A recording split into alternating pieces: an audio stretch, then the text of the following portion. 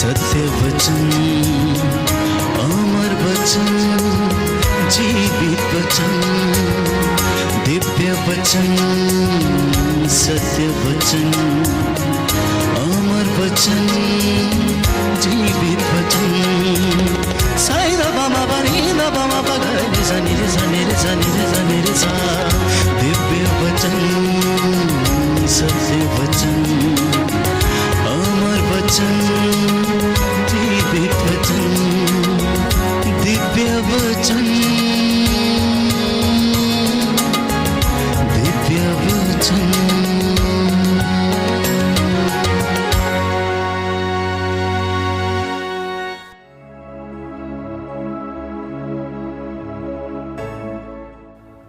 सबको जय यीशु की। क्रिस्त में मेरे प्यारे भाइयों और बहनों, प्रभु यीशु के पवित्र और सामर्थी नाम में मैं आप सबकी सलामती की दुआ मांगता हूँ। प्रभु आज आप लोगों को आशीष प्रदान करे।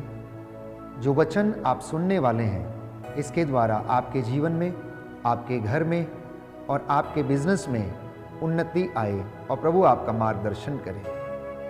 प्रियजनों, अक्सर एक सवाल हमारे मन में आता है कि आखिर ईश्वर कहाँ रहता है। मैं आपसे एक सवाल पूछना चाहता हूँ कि आपका ईश्वर कहाँ है। बाइबल हमें बताती है, जहाँ आपका धन है वहाँ आपका मन है। परंतु मैं आपसे कहना चाहता हूँ कि जहाँ आपका ईश्वर है वहाँ आपकी आशीष है। यदि हम सवाल करें कि परमेश्वर कहाँ रहता है, तो बाइबल के अनुसार पुराने व्यवस्थान में हम पढ़ते हैं, यशायाह नबी के ग्रंथ अध्याय 66 पद संख्या 1 में, आकाश मेरा सिंहासन है, पृथ्वी मेरा पावदान है, तुम मेरे लिए कौन सा घर बनाओगे। और इसके प्रत्युत्तर में संत पौलुस कुरिन्थियों को लिखते हुए जवाब देता है कि क्या आप लोग नहीं जानते कि आपका शरीर पवित्र आत्मा का मंदिर है। क्या आप लोग ये नहीं जानते कि आपका हृदय ईश्वर का मंदिर है।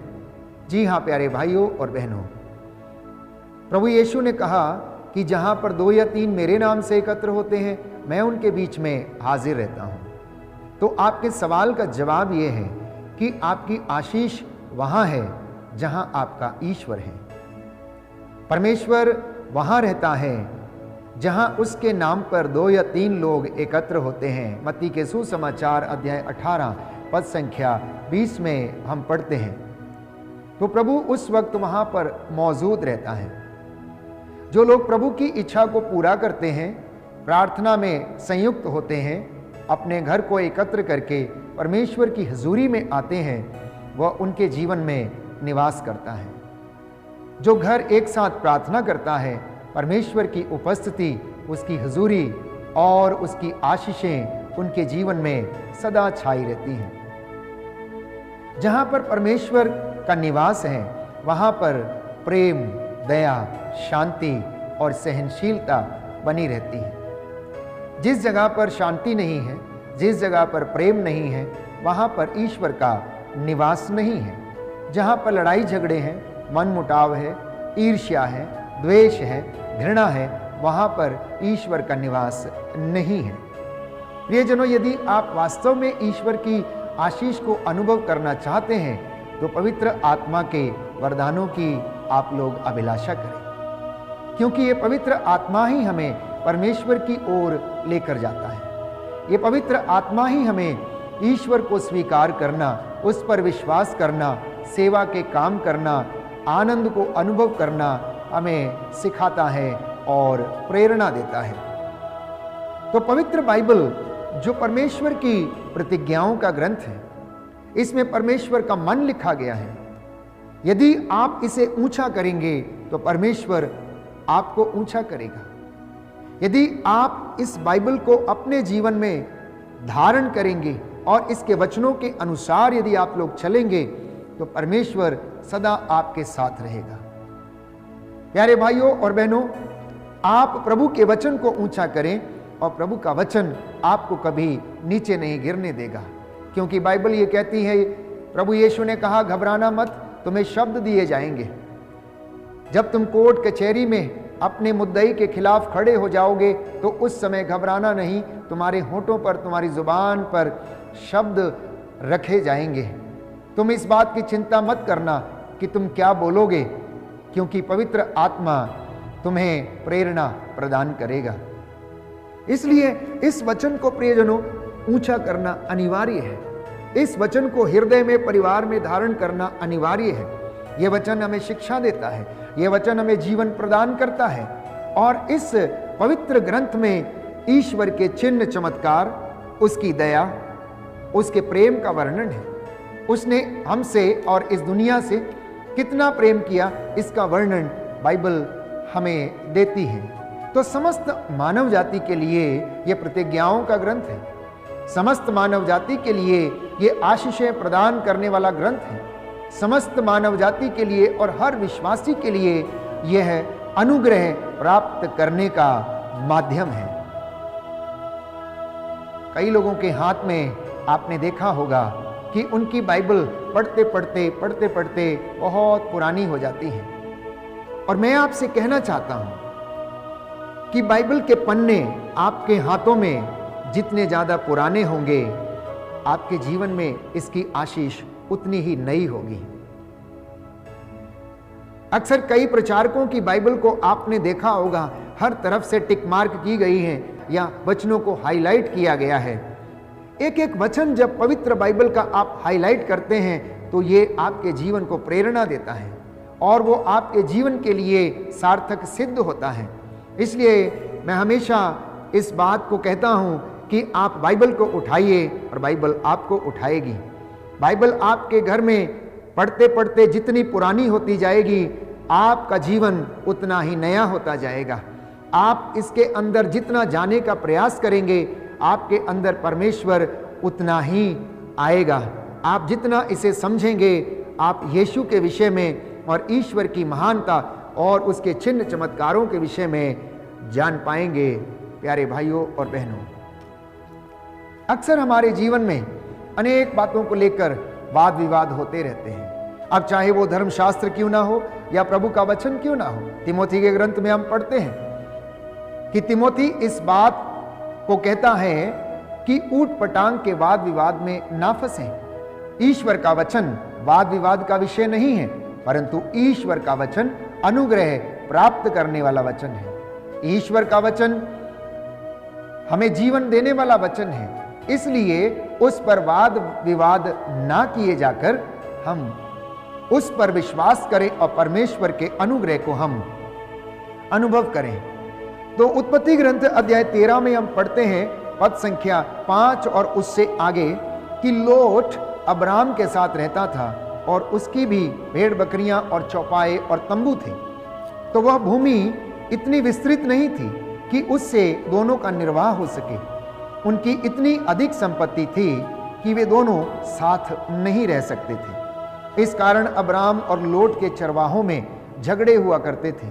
उस समय कनानी और परिज्जी उस देश में निवास करते थे। इसलिए अब्राम ने लोट से यह कहा कि हम दोनों में, मेरे और तुम्हारे चरवाहों में झगड़ा नहीं होना चाहिए, क्योंकि हम तो भाई हैं। सारा प्रदेश तुम्हारे सामने है, हम एक दूसरे से अलग हो जाएं। यदि तुम बाएं जाओगे तो मैं दाहिने जाऊंगा, और यदि तुम दाहिने जाओगे तो मैं बाएं जाऊंगा। लोट ने आंखें उठाकर देखा कि प्रभु की वाटिका तथा मिस्र देश के सदृश समस्त यर्दन नदी की घाटी सोअर तक अच्छी तरह सींची हुई है। उस समय तक प्रभु ने सोदोम और गोमोरा का विनाश नहीं किया था। इसलिए लोट ने यर्दन नदी की समस्त घाटी चुनी। वह पूर्व की ओर चला गया और इस प्रकार दोनों अलग हो गए। अब्राम कनान की भूमि में रह गया। लोट घाटी के नगरों के बीच बस गया और उसने सोदोम के निकट अपने तंबू खड़े कर दिए। सोदोम के निवासी बहुत दुष्ट और प्रभु की दृष्टि में पापी थे। जब लोट चला गया तो प्रभु ने अब्राम से यह कहा, तुम आंखें ऊपर उठाओ और जहां खड़े हो वहां से उत्तर और दक्षिण, पूर्व और पश्चिम की ओर दृष्टि दौड़ाओ। मैं सारा देश जो तुम्हें दिखाई दे तुम्हें और तुम्हारे वंशजों को प्रदान करूंगा। मैं तुम्हारे वंशजों को पृथ्वी की धूल की तरह असंख्य बना दूंगा।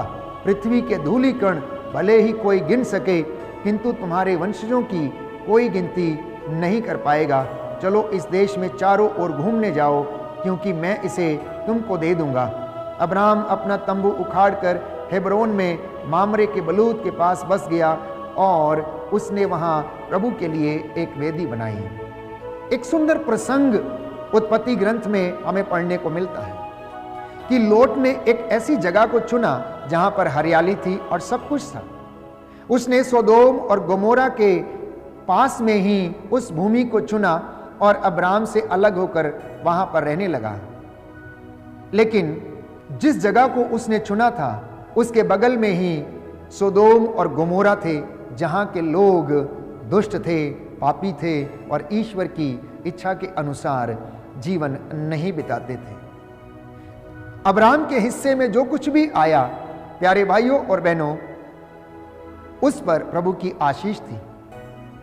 हालांकि वहां पर हरियाली नहीं थी, हालांकि वहां पर बहुत सारी अन्य सुविधाएं नहीं थी, लेकिन परमेश्वर उससे वादे करता है और कहता है कि तुम अपनी दृष्टि दौड़ाओ, मैं ये सारा देश जो तुम्हें दिखाई दे रहा है तुम्हें और तुम्हारे वंशजों को प्रदान करूंगा, किंतु तुम्हारे वंशजों की कोई गिनती नहीं कर पाएगा, वो इतना महान होगा। तो इसलिए मैंने अपने वक्तव्य के विषय में आपसे कहा कि आपका ईश्वर कहां है, आपकी आशीष कहां है, आपके वरदान कहां पर हैं। जहां पर ईश्वर का आशीर्वाद है, जहां पर ईश्वर निवास करता है, वहां पर आपका आशीर्वाद है, वहां पर आपकी उन्नति है, वहां पर आपकी सफलता है। भले ही वो जगह सूखी हो, भले ही वहां पर हरियाली ना हो, लेकिन अगर उसे परमेश्वर ब्लेस करता है तो प्रियजनों, वह उन्नति प्राप्त करती हैं, वह सफलता प्राप्त करती हैं। इसलिए आज के इस वक्तव्य में, आज के इस प्रवचन में प्रभु हमसे यही कहना चाहता है कि मैं तुम्हें आशीष प्रदान करूंगा, मैं तुम्हें आशीर्वाद प्रदान करूंगा। तो प्रभु के आशीर्वाद से ही कोई धनी बनता है। बाइबल हमें बताती है, सूक्ति ग्रंथ अध्याय 10 पद संख्या 22, book of proverbs chapter 10 verse 22, कि परमेश्वर के आशीर्वाद से ही कोई व्यक्ति या परिवार धनी बन सकता है। जब तक परमेश्वर ब्लेस ना करे, जब तक परमेश्वर आशीष ना दे, हम में से कोई भी व्यक्ति, प्रियजनों, धनवान नहीं बन सकता है। हम में से कोई भी व्यक्ति सफलता प्राप्त नहीं कर सकता है। इसलिए इंसान अपनी सफलता के लिए अनेक प्रयास करता है, धन कमाता है, घर बनाता है, लेकिन कई बार उसमें रह नहीं पाता है। अगर रहता भी है तो बीमार अवस्था में पड़ा रहता है। क्यों? क्योंकि उस घर में ईश्वर का आशीर्वाद नहीं है। वो इंसान की अपनी बुद्धि तर्क से बनाया गया धन है, एकत्र किया गया धन है, परंतु जरूरी नहीं है कि उस पर ईश्वर का आशीर्वाद है। तो ईश्वर का आशीर्वाद उसी जगह पर रहता है जहां पर दया, प्रेम, शांति, पवित्रता, एक दूसरे का आदर, एक दूसरे का सम्मान और परमेश्वर की बातों की चर्चा होती है। वहां पर उसका आशीर्वाद बना रहता है। जहां पर वफादारी है, जहां पर ईमानदारी है, जहां पर सेवा है, जहां पर क्षमा है, परमेश्वर का निवास उस जगह पर रहता है। और जिन जगह पर ये सारे गुण विद्यमान हैं, उस जगह पर परमेश्वर की आशीष भी बरकरार रहती है। इसलिए प्यारे भाइयों और बहनों, स्तोत्रकार अध्याय 37 पद संख्या 25 में यह कहता है कि मैं जवान था और अब बूढ़ा हो चला हूं, किंतु मैंने ना तो धर्मी को निसहाय पाया और ना उसकी संतान को भीख मांगते हुए देखा। तो परमेश्वर का आशीर्वाद उसके भक्तों के लिए सदा बना रहता है। और स्तोत्रकार ये कह रहा है कि मैं जवान था लेकिन अब बूढ़ा हो चला हूं, किंतु मैंने धर्मी की संतति को कभी निसहाय नहीं पाया। मैंने धर्मी व्यक्ति के संतान को कभी भीख मांगते हुए नहीं देखा, क्योंकि परमेश्वर उसका बल है, परमेश्वर उसके प्राणों की रक्षा करता है, परमेश्वर उसकी हड्डियों की रक्षा करता है और उसे उन्नति प्रदान करता है। तो ईश्वर का आशीर्वाद प्राप्त करने के लिए हमें क्या करना चाहिए? बाइबल इसके विषय में हमसे बताती है कि तुम प्रभु पर अपना भार छोड़ दो और वह तुम्हें संभालेगा। स्तोत्र संख्या 55 में हम पढ़ते हैं, स्तोत्रकार कहता है कि तुम अपना भार प्रभु पर छोड़ो और प्रभु तुम्हें संभालेगा। स्तोत्र संख्या 37 पद संख्या 5 में हम पढ़ते हैं कि अपना जीवन प्रभु को अर्पित करो और उस पर भरोसा रखो और वह तुम्हारी रक्षा करेगा।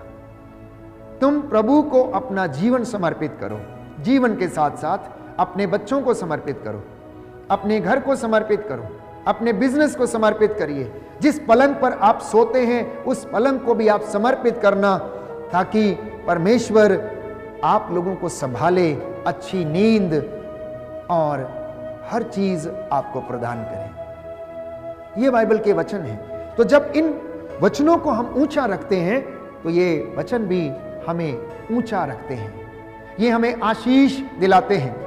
इसलिए प्यारे भाइयों और बहनों, आज जब हम इन वचनों पर मनन चिंतन कर रहे हैं, इन वचनों को जब हम सुन रहे हैं, तो हम प्रभु से कृपा मांगे कि वह हमें प्रायश्चित का वरदान दे, वह हमें प्रार्थना का वरदान दे और हम अपनी पुरानी परिस्थिति को छोड़कर वचन के अनुसार जीने का प्रयास करें और परमेश्वर की बातों को हम समझें। परमेश्वर को अपने घर में, अपने दिल में और अपने जीवन में उसे स्थान दें और वो आपके बीच में आकर रहेगा। शोक गीत अध्याय 2 पद संख्या 18 और 19 बाइबल में कहती हैं, यदि तुम ईश्वर की आशीष पाना चाहते हो तो तुम सारे हृदय से सियोन अपने रक्षक की दुहाई दो। भोर को उठकर, हाथों को उठाकर, आंसू बहा बहा कर आप लोग प्रार्थना करो, प्रायश्चित करो। अपने बच्चों की प्राण रक्षा के लिए जो गली की नुक्कड़ में मूर्छित पड़े हुए हैं उनके लिए प्रार्थना करो, जिससे कि परमेश्वर आप लोगों को आशीष प्रदान करे। इसलिए बाइबल हमें यह बताती है कि आपका मन वहां रहता है जहां आपका धन है। ये हमारी साधारण परिस्थिति है। पूरी दुनिया में लोगों का मन उधर रहता है जहां उनका धन या फिर उनका पैसा या फिर उनकी कोई अन्य भौतिक चीज जो उन्हें शारीरिक आनंद देती है, उनकी ओर उनका मन आसक्त रहता है। लेकिन अनंत शांति, अनंत प्रेम का अनुभव प्यारे भाइयों और बहनों परमेश्वर हमें देता है और वचनों के द्वारा हमारा मार्गदर्शन करता है। तो प्रियजनों, प्रभु का वचन जो हमारा मार्गदर्शन करता है, जो हमारे जीवन को आलोकित करता है, जो हमारा पथ आलोकित करता है, ये हमें आशीषें भी दिलाता है। जब हमारी स्तुति, आराधना, वंदना, प्रार्थना, एडोरेशंस प्रभु को पसंद आते हैं तो स्वर्ग द्वार खुलता है और आशीषों की बारिश हमारे ऊपर होती है। हमारी प्रार्थनाएं ऊपर जाती हैं और आशीष लेकर हमारे जीवन में वो लौट कर आती हैं। शोक गीत अध्याय 3 पद संख्या 50 में हम लोग पढ़ते हैं कि मेरी आंखें अविराम बहती रहती हैं, मेरी आंखें अविराम बहती रहती हैं और वे तब तक नहीं रुकती जब तक कि परमेश्वर अपनी आशीष हमें प्रदान न कर दे। प्रवक्ता ग्रंथ अध्याय 35 पद संख्या 21, वह तब तक आग्रह करता रहता है जब तक कि सर्वोच्च ईश्वर उस पर दया न करे। देखिए कितनी सुंदर बात प्रवक्ता लिखता है कि वह तब तक आग्रह करता रहता है जब तक कि ईश्वर उसके ऊपर दया न करे। तो विषम परिस्थितियों में, कष्ट के दिनों में, रोग बीमारी के दिनों में, आर्थिक तंगियों के समय हमारी आंखें प्रभु की ओर देखती रहें, हम थके नहीं, हमारी आंखें अविराम बहती रहें और जब तक परमेश्वर हम पर दया न कर दे तब तक हम लोग उसकी ओर निहारते रहें। ठीक वैसे जैसे दासी की आंखें मालकिन की हाथों पर टिकी रहती हैं, वैसे ही कहना, हे प्रभु मेरे आंखें भी तेरे हाथों की ओर टिके रहते हैं, मेरी आंखें तेरे हाथों की ओर टिकी रहती हैं। इसलिए प्रियजनों, आध्यात्मिक जीवन की शुरुआत करें। आध्यात्मिक जीवन की शुरुआत करने से आपके जीवन में आध्यात्मिक उन्नति होना शुरू होगा और जब आध्यात्मिक उन्नति होगी तो हमारे मन में, जीवन में, परिवार में शांति आएगी। प्रभु के समय का हर व्यक्ति इंतजार करे। आज की दुनिया में हर चीज इंस्टेंटली हम प्राप्त करना चाहते हैं। हर व्यक्ति यही सोचता है कि कितनी जल्दी हमको ये चीज मिल जाए, लेकिन ऐसा हो नहीं पाता है। बाइबल हमें कहती है, प्रभु ने कहा कि मैं उपयुक्त समय आने पर इन सभी चीजों को पूरा कर दूंगा। मैं तुम्हें वरदान दूंगा, मैं तुम्हें चंगा करूंगा, मैं तुम्हारे घावों को भर दूंगा और तुम्हें आशीष प्रदान करूंगा। इसलिए बाइबल कहती है पश्चाताप करो और उत्साही बने रहो। तो ईश्वर की आशीष को, वरदानों को ग्रहण करने का एकमात्र उपाय है प्रायश्चित करना, उत्साही बने रहना, पवित्रता में जीवन व्यतीत करना। और एक और सुंदर वचन शोक गीत अध्याय 3 पद संख्या 26 में हम पढ़ते हैं, मौन होकर प्रभु की मुक्ति की प्रतीक्षा करना। मौन होकर प्रभु की मुक्ति की प्रतीक्षा करना।